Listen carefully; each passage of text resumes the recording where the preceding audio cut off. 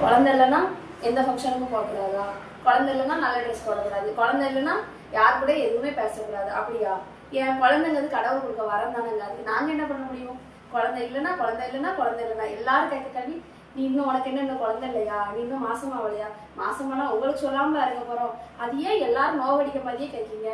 சுத்தி இருக்கவங்க கேட்கானோ இல்லையோ, நம்ம சொந்தக்காரன் தெரிஞ்சுக்கிட்டே மற்றவங்க போய் அவளுக்கு இன்னும் குழந்தை இல்லை அப்படின்னு சொல்லும் போது எங்களுக்கு எவ்வளவு வேதனை இருக்கும். குழந்தை இல்லைனாலும் பரவாயில்ல, இவன் நல்லா பட்டு சேலை கட்டுறா, இவன் நல்லா சுடிதார் போடுறா, இவன் நல்லா மேக்கப் போடுறா, இவன் நல்லா எல்லா ஃபங்க்ஷனுக்கு வரா. தனிமையில கேட்டு பாருங்க, எங்களோட அழுகைக்கும் கண்ணீருக்கும் இடம் தெரியும்.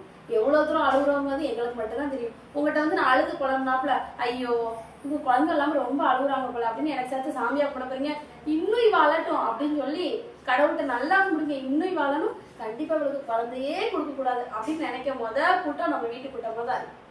மாமனாரா இருக்கட்டும், மாமியாரா இருக்கட்டும், அவங்களையே எங்களால திருத்த முடியல, குழந்தை இல்லைன்னு சொல்லி காமிக்காதீங்க அப்படின்னு. இதுல எப்படி சுத்தி இருக்கவங்களை சொல்ல திருத்த முடியும் சொல்லுங்க? யாராலையும் திருத்த முடியாது. நம்ம வீட்டுல இருக்கவங்க நம்மளை புரிஞ்சுக்கிட்டா போதும். வேற யாருக்காண்டி எதை நினைச்சும் கவலைப்படக்கூடாது. குழந்தை இல்லைன்னு 1000 சொல்லட்டும், நமக்கு என்னைக்காவது ஒரு நாள் கண்டிப்பா கடவுள் அந்த வரத்தை கொடுப்பாரு.